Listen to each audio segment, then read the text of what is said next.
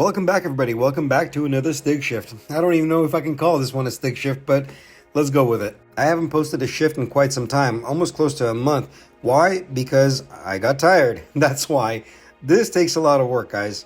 I needed a vacation, and that's exactly what I did. Even when I got back from vacation, for some reason, I had lack of motivation, so to speak. Not towards my job, just towards presenting something for you guys to watch. And on top of that, summer schedule is kind of over, so we are on our slow season. There are less flights, there's less activity going on. Throughout this video, there's going to be lots of eye candy for you. Lots of beautiful airplanes, which I captured when I could. But there's going to be a very reoccurring subject, or topic I should say, that's going to be coming up over and over again. We're going to be talking about aircraft paperwork. We're going to be talking about documentation. It's going to come up a lot. The reason I want to focus on this is because it's been asked a lot. Documentation has always been asked about. I will do my best to give you examples of how we perform this, but I want you to remember this is nothing official. Every airline does it differently. General aviation is different, corporate aviation is different, and commercial aviation is different. But there is always a line in the sand where we all follow the same type of guidelines. But we're getting ahead of ourselves. We'll get there. First, enjoy this beautiful takeoff, and then you'll see the beautiful landing, and then we'll begin the shift. And by the way, it's going to be broken up things here and there that I captured throughout the past couple of weeks. The timeline on this video is going to be way distorted, so bear with me on this. If you were wondering where I went to Dominican Republic. I had never been there before, and it's absolutely beautiful country. Everything from the culture, the food, and most importantly, the incredible people there. I loved it so much.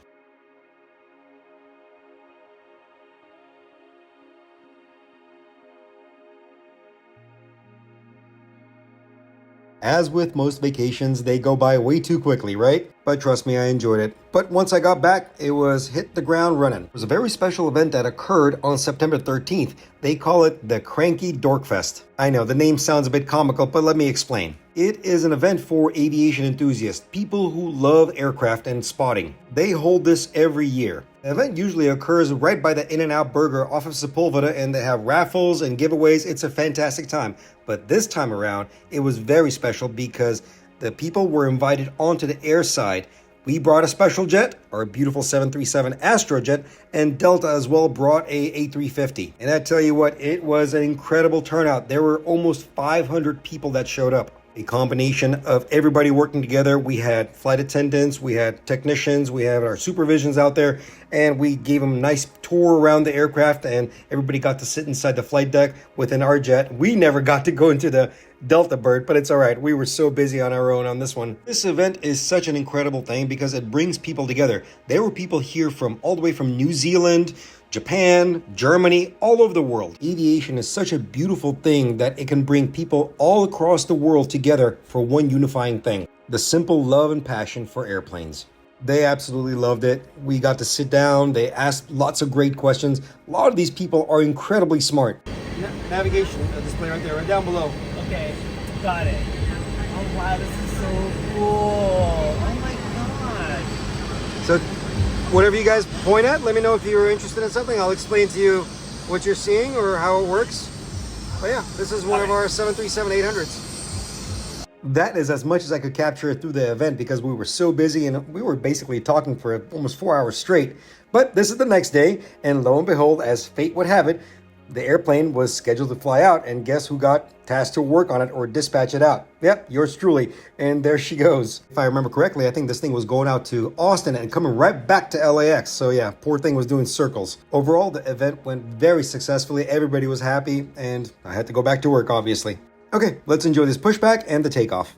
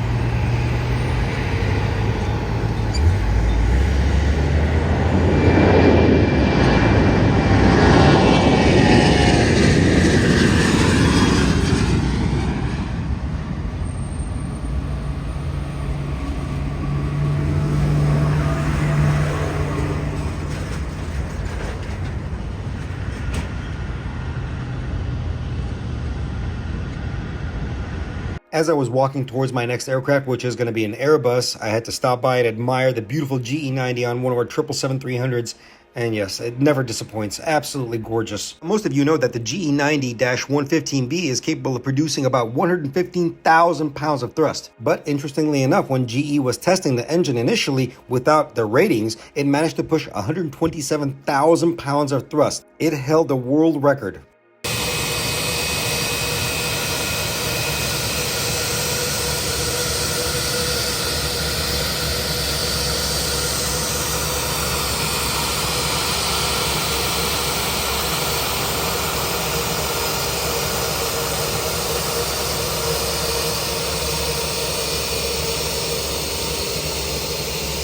Okay, flight crew or cabin crew reports that the closet to where the paper towels and all the stuff, napkins and stuff won't close. Well, usually it's these two little adjustment points, one up here and one down here. But sometimes you need to think a little more simpler. Sometimes the answer is simpler than you think.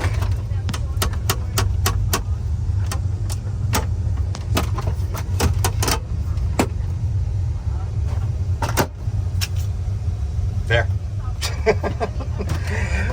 See if this is out like that. Well, it's closed right now, but if it's out like that, it won't let you properly close.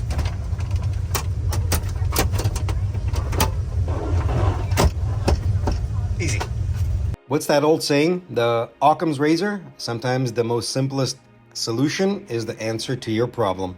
You know, you don't have to overcomplicate things. Sometimes the answer stares you right in the face. You just have to acknowledge it. Okay, let's go watch this beautiful 777 take off.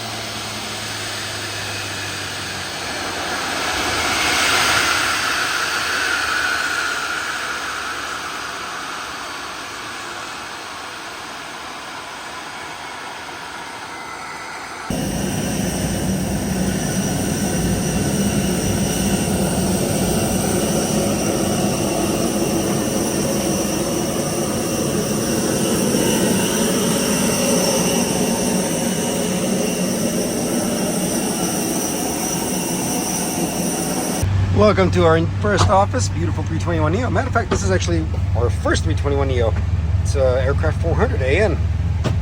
So, came in with a little inbound item, and the inbound item is captain reports the silver lining, which is right there. It's basically insulation, fell off. It's held on by a little Velcro. I don't think I'll be able to reach it from here. Let me see. No, we might have to go down to the forward E&E to do this. Yeah, I'm not gonna. No, I can't reach it. Let's go down to the forward E&E. All right, let's go. Welcome to the forward equipment bay on the Airbus 321. So what we're looking for is, well, this is where all the rudder pedals are. These are your weather radar computer, and you got a whole bunch of other computers. These are your LGCIU. LGCIU, Landing Gear Control and Interface Unit. This is actually one of the hardest working computers on the Airbus. It actually does more work than the IRU computers or the IRS's, Inertial Reference Units. Not only is it talking to your proximity sensors for gear up and gear down, but it's also talking and giving interface to the pilots of knowing air to ground mode, along with doors and every other proximity switch in the airplane. Very hard working computer. There are two of them. These things can cost up to $50,000 a piece. These are GAPCUs, your BSCUs, FQIC computers. GAPCU, GAPCU, Ground and Auxiliary Power Control Unit. BSCU, Brake and Steering Control Unit. FQIC, Fuel Quantity Indicating Computer. Ladies and gentlemen, these acronyms live rent-free in my head. And this is just Airbus. I know them for Boeing as well. Feel free to look these up, and the internet will give you all the answers on what they do. Anyway, some GCU computers, but what we are looking for is all the way up in here. So we gotta pull this lining away, and there's the culprit. That's what we want to resecure. This piece of insulation that goes to what we were looking at earlier, behind the pedals. Okay, let's get this done. Pretty cool, huh? There you go, secured. That's the way it goes. Yeah, not the cleanest area, but it is what it is. Okay, we can go verify from the front. Let's go down, and then we're gonna resecure this insulation right over our head, just like this. So, there you go. I'll take care of this, easy. Yeah, it's pretty cool. Right to that side is the other E&E bay, and to that side is another E&E bay. You've seen those. And yes, this is a pressurized area. Got the insulation resecured, confirmed from upstairs. Now ask me the fun one. How many times have I recovered pilots' glasses, wallets, and phones from there? More times than I have fingers and toes. But it's all good, no big deal. Anyway, on to the next one. As I was walking to my next aircraft, I looked up and I see this thing right here. I think that's a C-130. Interestingly enough, it did not have an ADS-B marker. Huh, weird. Good morning. Let's go. Begin our beautiful day with our Airbus right here. This one's going to OGG, I believe. Yep. Let's go. Do a quick little ETOPS. Nice and easy.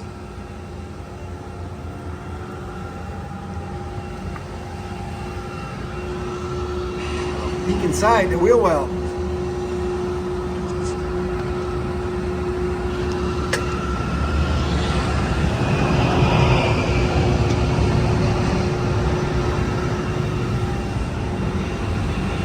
As with all ETOPS aircraft, we are performing the ETOPS check because this is going extended over water, or I should say extended operations. Going to perform the preliminary walk around, making sure everything's okay, the big pieces are hanging, check the hydraulic levels, checks brakes and tires. We're going to verify APU oil levels. We're going to check engine oil levels. We're going to go upstairs, check out all the emergency equipment, making sure the cabin is nice and secure. We're going to check out the flight deck, making sure there's no problems, no issues, and no faults. Everything that you watch me do is documented. It all falls upon a job card because most airlines usually have a job card that is implied to specific checks. Now, once again, most airlines do it a little bit differently, but the overall procedure is step-by-step instructions through a job card. Now, the job card is derived from a maintenance program. The maintenance program is also derived from the manufacturer as well as the ETOPS programs. There are very certain criteria that has to be met. Now, this is a very specific job card that I'm talking about, but there are many other job cards that are very specific to anything else, such as a brake change, a tire change, a spoiler actuator, or any kind of other operational check. Bottom line here is we're following instructions and we're doing what the task card says. So check this out, a good buddy of mine made this cool little tool.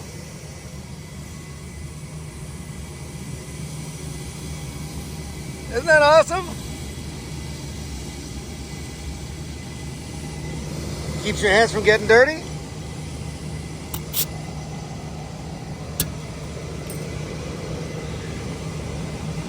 It also keeps your hands from burning.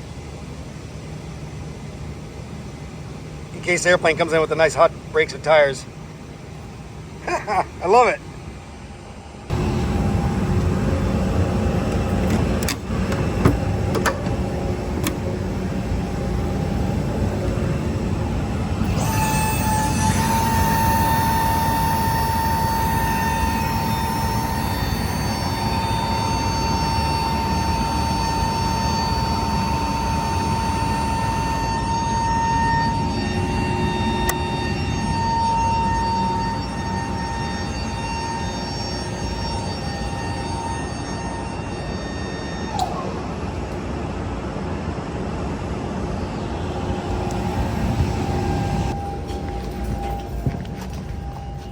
Let's see now. They're about to start catering it. Right now it's on ground bus power right here, up there. So main ship power is not all the way on, but we're gonna put it on. Let's go. Come on, darling. Come alive. Time to go to work.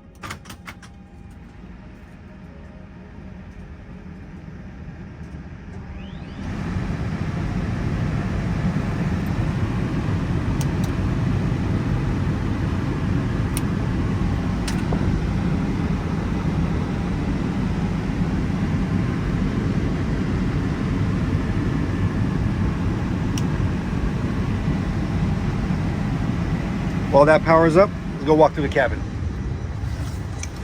So there's an interesting thing with some of these newer and older portable oxygen bottles. Check that, make sure the seal is there, but check this out.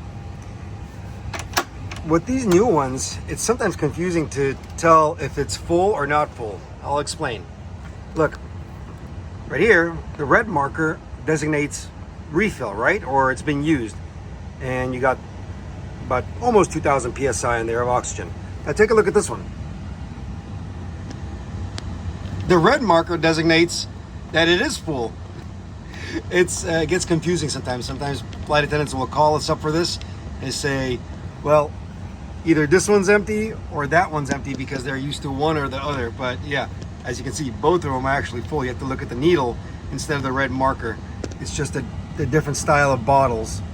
This is the newer style. This is this is the composite style, I believe, and that's still steel. But yeah, and there's your small little difference if you guys ever come across that. Sometimes different bottles have little different gauges, but pay attention to the needle and what it's actually saying on the numbers. It helps. There you go. That's it. But yeah, those are good. Put that back in, and then we'll just walk through the rest of the cabin. Now going back once again to documentation. Let's say I'm walking through the cabin and noticing something. Now, nothing like this. This is called preventative maintenance. This is something that can be fixed very quickly. There's no need for documentation on this. But if I find something broken, genuinely broken, that needs parts, labor, attention to it, guess what? I'm inputting that into the logbook. I need to document my work. Not only that, if the aircraft, let's say, does take a delay because of my work, it needs to be justified because of the documentation. This goes to maintenance as well as to pilots. Documentation and records are the key essential portion of aircraft records and our safety standards. The minimalistic portion of this is taught within the A&P schools as well as the EASA portion, but when you actually reach the real airlines or when you are doing your work, you start encountering certain things that you're not aware of. Awareness of ATA codes, awareness of how to properly put down the verbiage, as in the language that you are documenting your discrepancies, as well as the corrective actions. Majority of my younger colleagues or people that are still in school have a very big intimidation towards this factor because they don't know, because they're not being taught this. But it's okay. I'm going to teach you the basics. Believe it or not, it's easier than you think. It's about proper use of language and proper use of documentation within your references of your aircraft maintenance manuals. What I mean by this is knowing how to use your manuals properly and which manuals to use. This will be taught to you within your schools as well as in your programs of training within your airline. I'm going to use a very basic example. We're going to look at chapter 38 and we're going to change out a lavatory sink filter.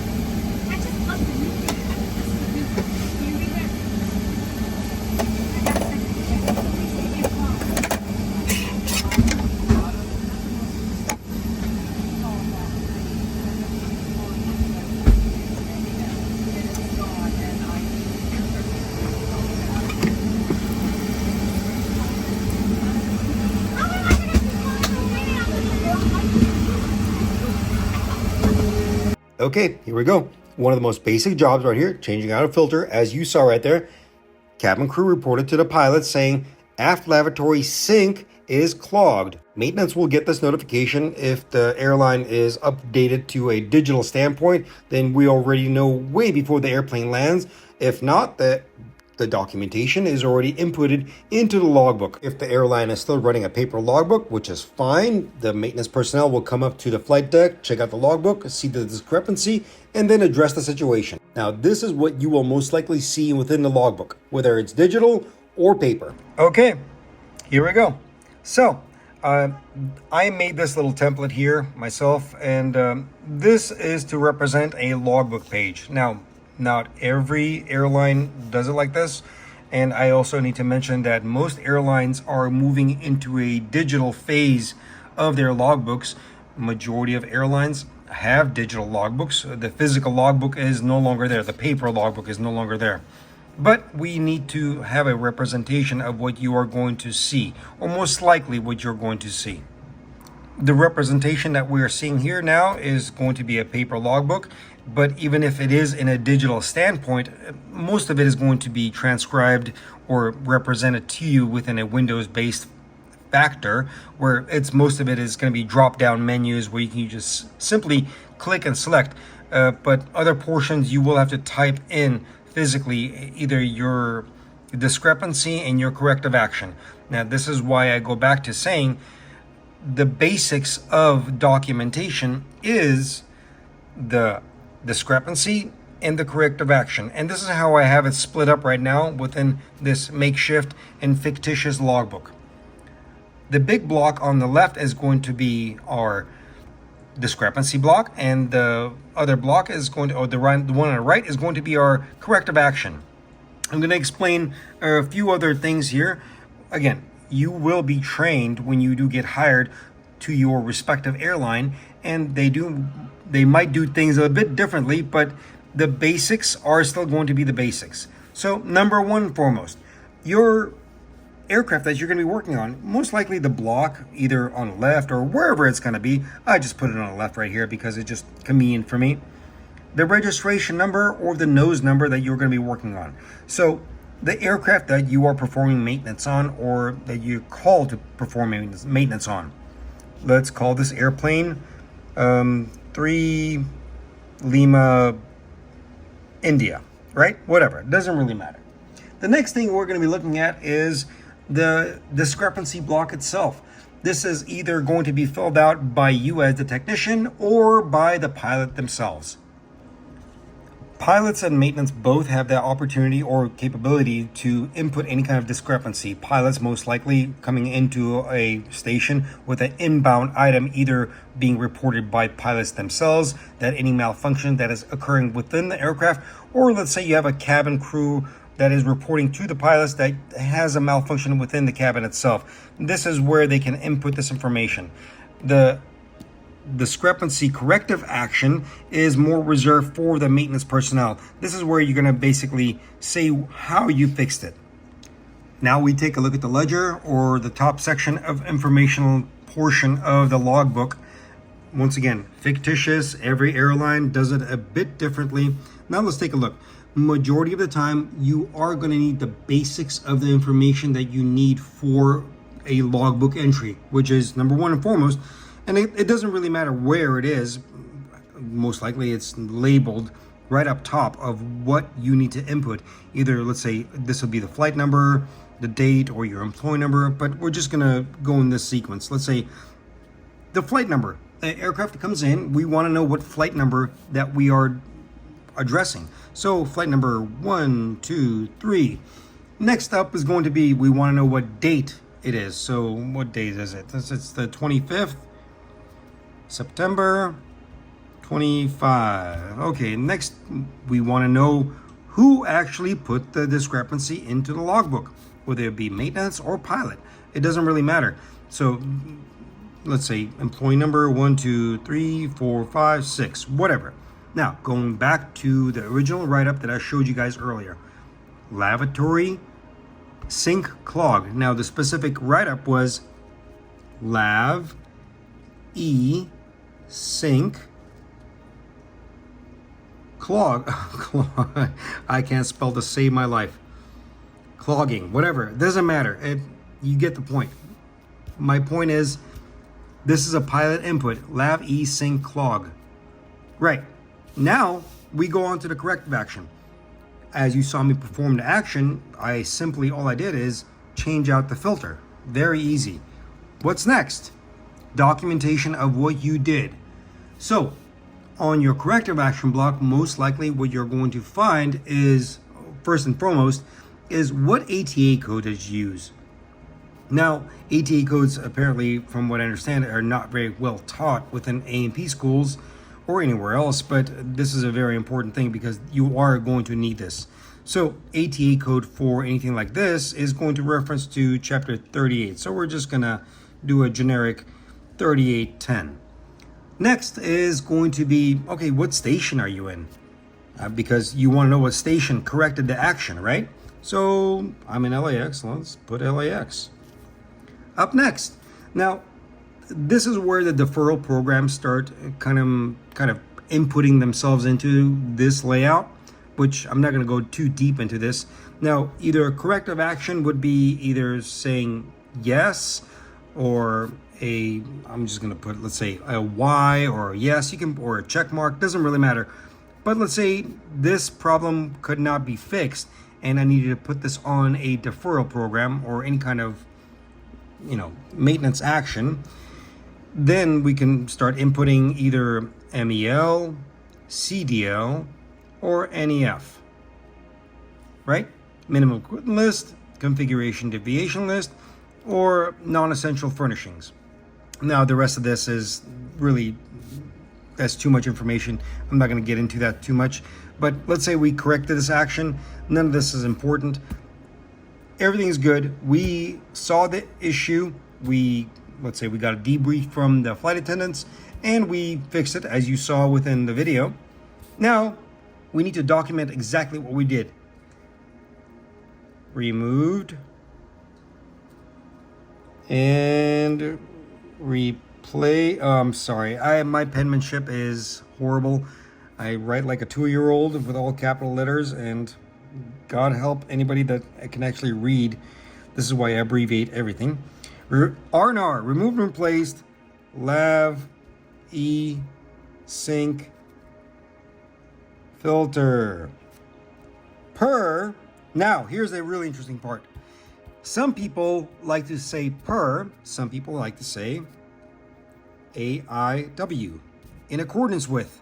It really doesn't matter. It's how you're trained. At the end of the day, as long as you put AMM, your reference, as long as you're referencing something.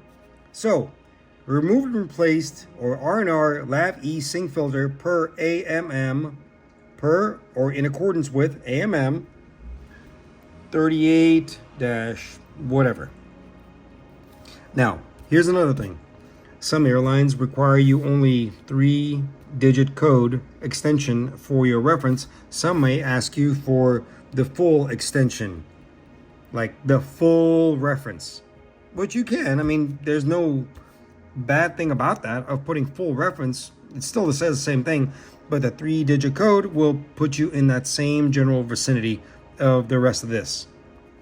My point being is just follow what your policies and procedures are for your respective airline. But in general, a 3-code reference is usually the right way to go about this. But that's about it.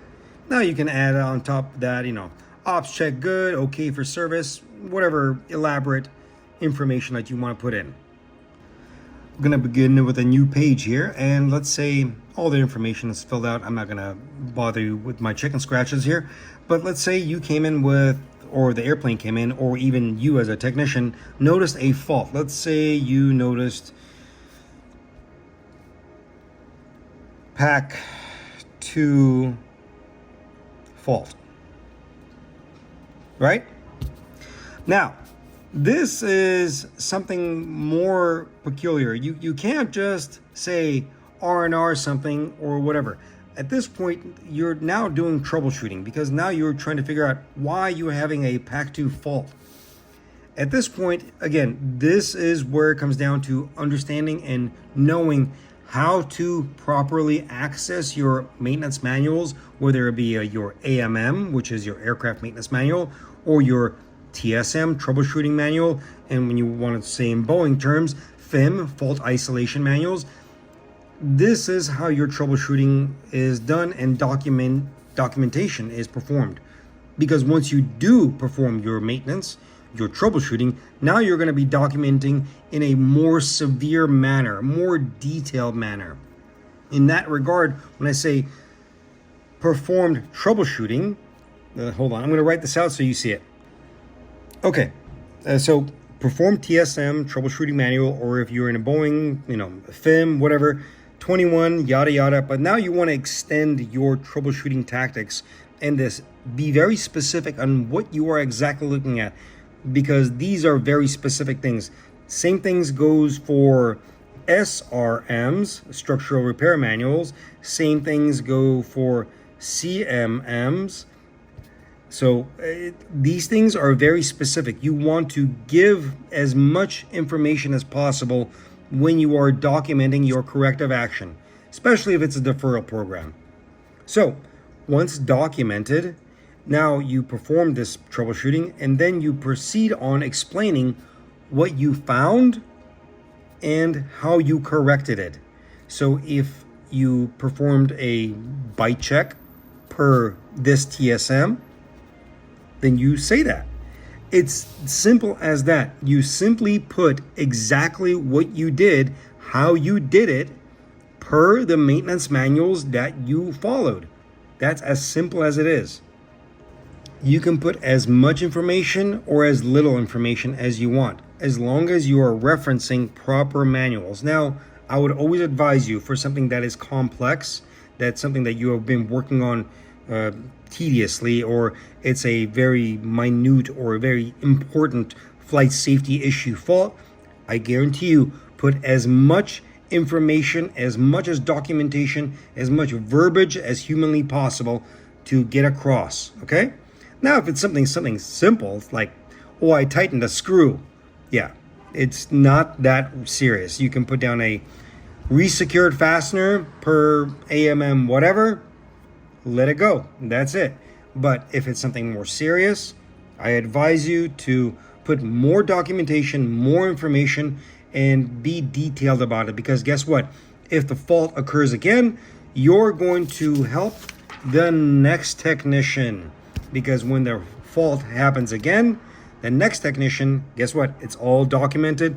All of it goes into a digital database. The next technician is going to pull up this information and look at what you did and said, oh, okay, this has already been performed. I can move on to the next steps.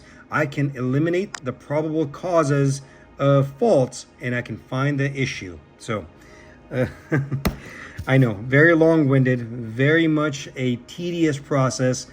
Guys, the documentation portion of aircraft maintenance is not the most fun part, But what it is important, because sometimes it could take you 5 minutes to get the job done, but it might take you about 30 minutes to get the paperwork right. Legality is very important, and making sure documentation is correct is also very important. Sorry, this was so long-winded. Okay, I'm done. Move on with the show.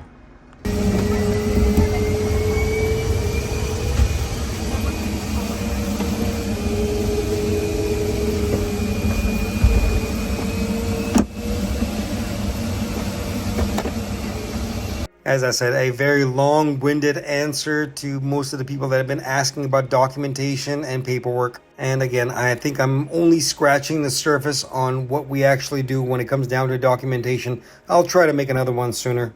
But those are the basics. So if you are wondering how we do things, yes, everything is documented.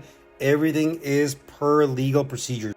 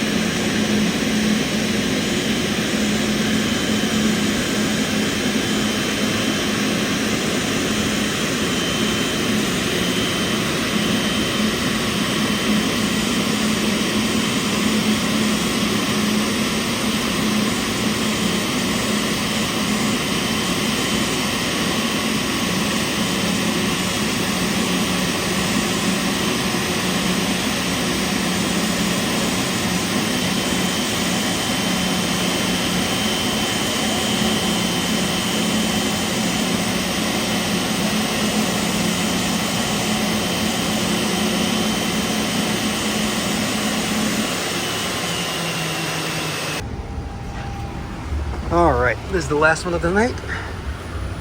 Let's see now. Get brighten all this up. This one's gonna go out to Sydney later, but long after I'm gone. Night shift is gonna take over, so I'm just gonna put the oils in and check the stats. All is good. Engine oils, perfect. That's it for the night. I know, not very exciting. But it's okay. We still check the fidget spinner. All right. See you guys on the next day.